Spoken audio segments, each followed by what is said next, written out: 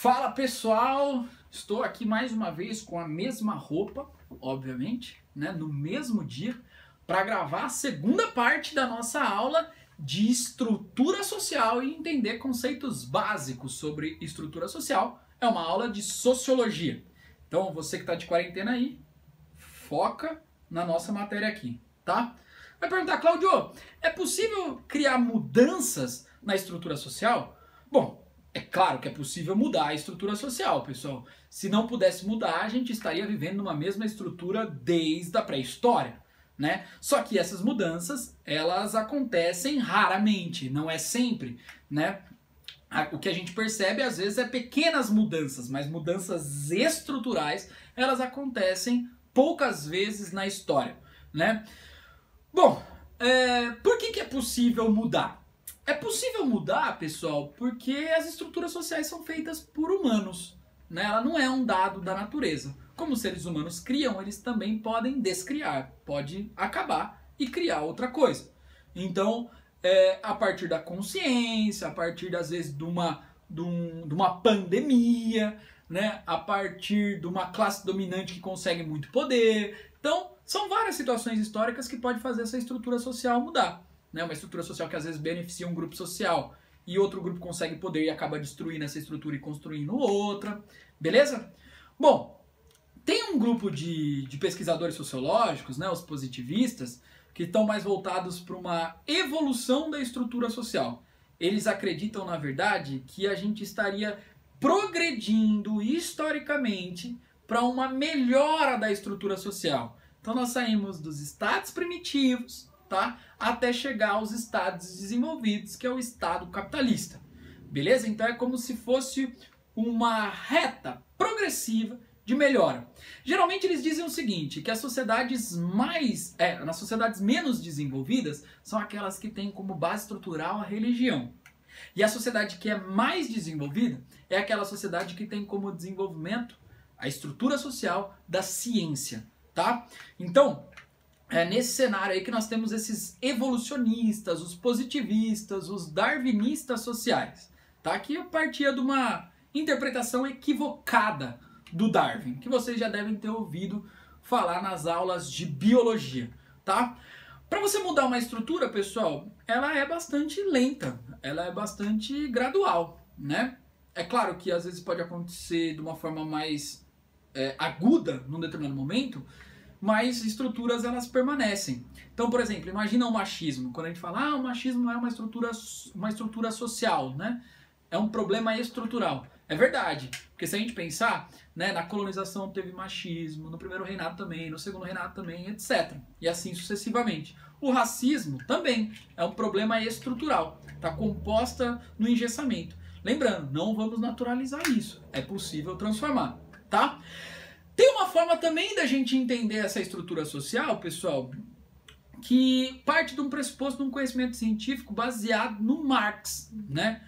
O Marx, que foi um sociólogo, filósofo, historiador, um economista, né, do século XIX, que estava vivendo o período industrial e passou a pensar a sociedade e falar assim, bom, eu preciso interpretar essa sociedade para ver o que sustenta essa estrutura social. E ele entendeu que o que sustenta essa estrutura social, na verdade, é como essas pessoas produzem a sua existência física, certo? Então, quais são as relações que sustentam essa produção da existência física? Ou seja, isso ele chamou de base material da existência. E essa base material da existência influenciaria todas as outras formas de viver. Então, sei lá, a cultura simbólica como a religião, como a concepção de Estado, como a concepção de leis, né? Como a concepção de escola, tá? Então vamos pensar, na estrutura capitalista, a relação da produção da existência física é baseada na propriedade privada, ou seja, existe o dono do meio de produção, dos equipamentos que podem produzir a existência física, mas o trabalho que realiza junto com esses mecanismos e essas ferramentas, vamos dizer, né, em setores individuais, um da classe trabalhadora e outro da classe dominante, é assim também que vai se dar uma concepção de Estado.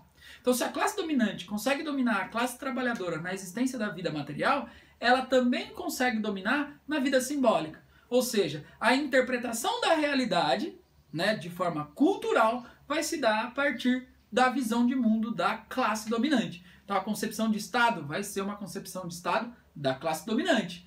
Então, a concepção de escola vai ser uma concepção de escola da classe dominante. Ou seja, o Estado vai defender a propriedade privada, a escola vai defender a propriedade privada, a escola, o Estado, as leis vão defender a concepção de vida dessa classe dominante. Beleza? Então aí, ó, nós temos um exemplo de, vamos pensar a escola, por exemplo, como uma estrutura social. É um exemplo, tá? Essa escola, essa determina várias coisas. E nessa estrutura social nós temos regras, temos funções, temos hierarquias, temos objetivos, temos ensinamentos e uma série de outras coisas. Beleza? Então, seguindo aí para os elementos da estrutura social. Então, agora para a gente entender o que seriam aí as janelinhas e as coisas que compõem essa estrutura. Então, a primeira coisa que a gente tem e que a nossa matéria aí traz é o status, né? O status, no senso comum, pessoal, significa o prestígio social. Ou seja, alguém que tenha status é alguém que influencia muita gente, né? Influencia muita gente, determina como vão ser as coisas, etc. Mas na sociologia não é isso exatamente. Na sociologia é uma posição assumida dentro de um contexto de interação entre pessoas ou grupo de indivíduos. Ou seja, é a posição que você se assume na interconexão entre outros indivíduos. Então, por exemplo, professor pode ser relacionado como um status social, porque pressupõe que essa profissão tenha algumas verdades implícitas dentro desse status. Então, o professor, por exemplo, pode não saber a matéria? Não, ele tem que saber a matéria por conta da estrutura que foi pensada esse status social. Então você já sabe que quando o professor entra, ele tem uma verdade a ser passada, ele conhece o material, né? Ele vai ter uma posição de poder ali, beleza? E aí, por exemplo, o aluno pode ser um status? Pode ser um status também. E o que advém do aluno, né? O que esse status já pressupõe na interligação com as pessoas? Que o aluno está ali para aprender, né? Que o aluno ele pode ter dúvida, por exemplo, diferente do que se entende do status de professor, tá? Então, esse status seria como se fosse uma classificação pré-concebida daquele indivíduo, da posição que ele assume.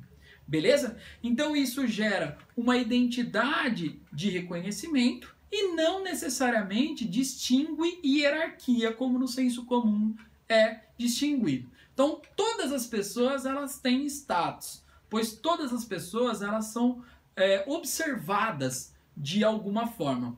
E aí a pergunta é, qual o status que se destaca na escola, por exemplo? O status que se destaca na escola, a gente poderia colocar como sendo o professor, né? Embora deveria ser o aluno. Mas a gente coloca nessa estrutura que a gente está organizada como o professor sendo o referencial dessa escola, tá?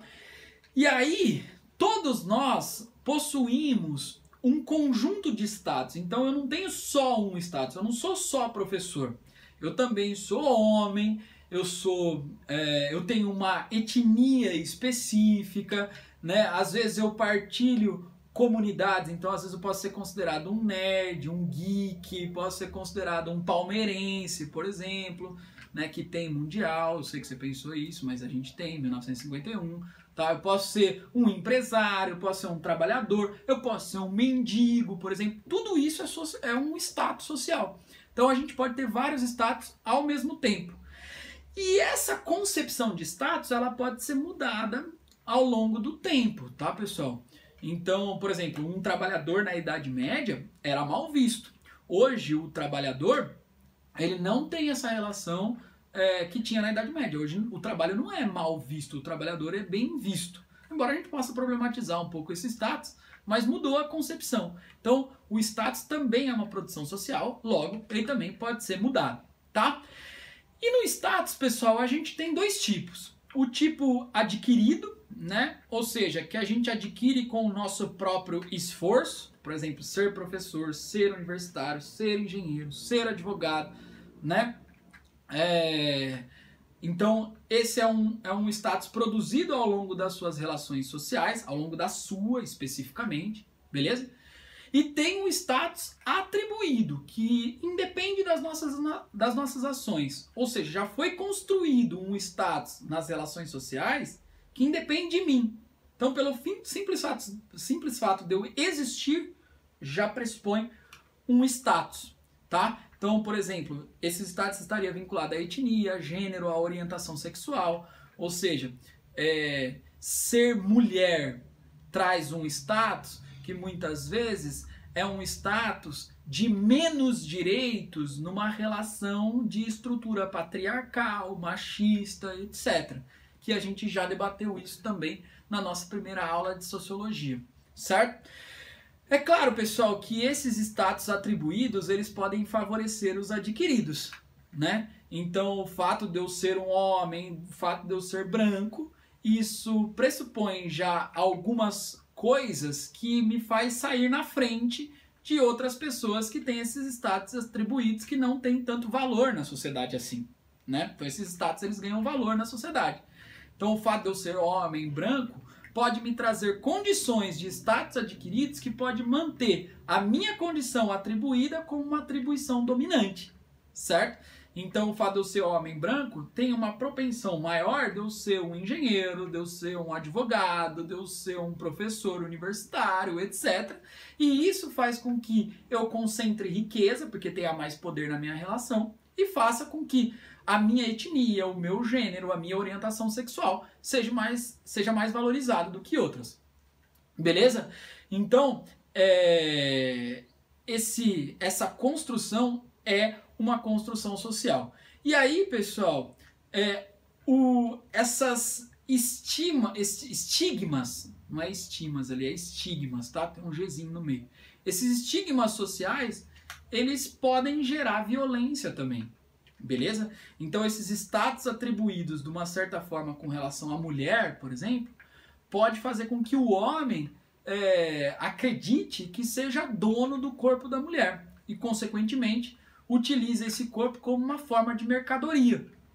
Né? Uma forma de mercadoria, uma forma de posse e assim sucessivamente. Ou seja, esses status eles estão interligados e envolvem relações de poder e, consequentemente, relação de violência também. Beleza? Bom, pessoal, aqui tem um textinho também que fala sobre a conectividade entre status dominante e estigma social, que é basicamente isso que eu expliquei para vocês. E nós vamos falar um pouquinho, para a gente já ir finalizando a nossa aulinha, do papel social, né? Qual é o papel social que esse status pressupõe? Então, está diretamente vinculado. Então, tem essa expectativa da realização de uma determinada ação, que é como eu disse, o professor não pode ter dúvida, o aluno pode ter dúvida. Do professor pressupõe que ele tenha uma verdade para falar, então quando ele vai falar, todo mundo escuta, certo? Mas obviamente que é possível realizar ações diferentes do que as pré-concebidas pelo status, tá? Porque os papéis eles são construções e não são naturalizados, beleza? Então eu posso ser um professor que tenha dúvidas, né? Eu posso ser um professor que ao invés de estimular uma verdade universal, estimule a dúvida. Agora, se eu vou ter meu emprego garantido é outros 500, né? Mas eu posso provocar isso, beleza? Então imagina, o status do homem, o que qualifica ele já pré-concebido? Que ele vai trabalhar fora de casa, que ele não deve realizar os trabalhos domésticos, por exemplo. Mas isso não impede de eu ir no contrassenso dessa pré-concepção desse status. Eu posso ser um homem, posso realizar trabalho doméstico, tá? Então, tá aí, ó. Só que quando a gente realiza esse trabalho doméstico, a gente não vê como uma atribuição social desse status. A gente vai ser visto aí como um bom marido, um bom homem, um ajudante de casa, não como uma construção de fato sendo uma tarefa social de todas as pessoas. Então, tudo que é construído socialmente pode ser reconstruído e reorganizado. Então, todas as instituições sociais, elas podem ser reagrupadas, todas as concepções de vidas podem ser reinterpretadas. Beleza, pessoal? E aí, gente, nós temos os grupos sociais. Esses grupos sociais seriam comunidades, né, de pessoas que detêm os seus status e que partilham valores, normas e interesses. E eles oferecem coesão. Há uma integração regular entre os seus membros, né? Então a gente acaba se comunicando sempre. E segunda coisa, né, pessoal? Nós temos esses grupos sociais de forma primária e de forma secundária. Nós pertencemos aos dois ao mesmo tempo. Os grupos sociais de forma primária são aqueles que nós compartilhamos os nossos sentimentos, as nossas desavenças, né? Então geralmente está vinculado à família, a um amigo muito próximo. Então esse comportamento seria a nossa primeira experiência humana, né? Seria esse grupo primário é quando o bebezinho cresce, olha para o pai e fala assim: ah, esse pai é meu herói, então tudo que ele faz eu vou repetir. Olha para a mãe também, tudo que ela faz eu vou repetir, porque ele tem essa experiência como sendo o comportamento do pai e da mãe uma verdade absoluta, né? Só que quando ele cresce, ele passa a ter contato com grupos secundários, que tem outra forma de interpretar a realidade. Então ele começa a ver que aquilo que o pai e a mãe ensinou para ele não necessariamente é uma verdade absoluta, né? E essa fase é a fase mais ou menos dos 13, 14, 15 anos, que o seu pai vai te chamar de aborrecente, vai te chamar de jovem revolucionário sem causa, tá? Por quê? Porque na verdade você está questionando os valores dos seus pais, porque você está tendo outra interpretação da realidade. Isso não significa que você não goste deles. Você continua gostando deles. Só que o referencial universal não é mais cristalizado em torno dos seus pais. Beleza? E esse grupo é um grupo secundário. E a partir de então você vai conviver em grupos primários e grupos secundários. Esses grupos secundários seriam a escola, o trabalho, etc. Por exemplo, você não vai chegar para o seu patrão e começar a chorar com ele. Você, né, eu tenho, sei lá, alguma coisa que aconteceu na minha família e tal. Dificilmente você vai fazer isso. Você vai ter uma relação mais formal com o seu patrão, vai ter uma relação mais formal com, sei lá, um funcionário da escola, por exemplo, e assim sucessivamente. Beleza, pessoal? Então aí alguns exemplos de grupos sociais que determinam alguns comportamentos, ou às vezes você tem que tirar algum comportamento seu para conseguir ser inserido nele, aí a família determina comportamento também, etc. Tá? E aí nós temos um sociólogo também bastante importante, que é o Norbert Elias, tá? Que vai estigmatizar esses grupos sociais também. Tem grupos com mais prestígio, grupos com menos prestígio. E esses grupos com menos prestígio, eles são conhecidos como outsiders, né? Como grupos marginalizados, que não têm valor social. Então, por exemplo, não sei, um grupo de punk, né? De punk rock, aí, a galera que gosta de punk. É um grupo que não é observado pela sociedade como um todo como um grupo marginalizado. Fala assim, ixi, esses caras aí são meio doidos, né? Esses caras ficam falando um monte de palavras ao mesmo tempo que eu não consigo entender nada e tal. E grupos mais prestigiados, né? Um grupo de empresários, por exemplo, né? Uma instituição religiosa, por exemplo. Então esses grupos já têm certo estabelecimento. Beleza? E outras formas de agrupamentos, que não envolve tanta coesão como esses grupos sociais, que são os agregados sociais, que não têm contato constante, por exemplo. Né? Então a gente acaba tendo uma relação esporádica ao longo do tempo, que é a moça da padaria, por exemplo, que eu vou ali comprar pão, mas às vezes pode acontecer da gente falar de algum problema social, tá? E as multidões, que a gente se encontra, né, com um objetivo específico, e esse objetivo é efêmero, ele é rápido, como às vezes uma massa que se movimenta para reivindicar alguma coisa, ou uma multidão que se aglomera em torno de um artista para ver ele se apresentar. Beleza? Então essas organizações, elas são muito mais efêmeras, ou seja, são mais fragilizadas do que a relação de um grupo social. Certo, pessoal? Então essa aula trouxe um pouquinho para vocês de estrutura social, tá? Espero que vocês consigam estudar. A aula de estrutura social, na verdade, são 4 aulas físicas, nossa, que eu separei em 2 conteúdos online para vocês aí, então vocês vão ter bastante material para estudar. Certo? Um abraço, preservem-se, valeu e um beijo grande no coração de vocês. Foi um prazer inestimável estar aqui.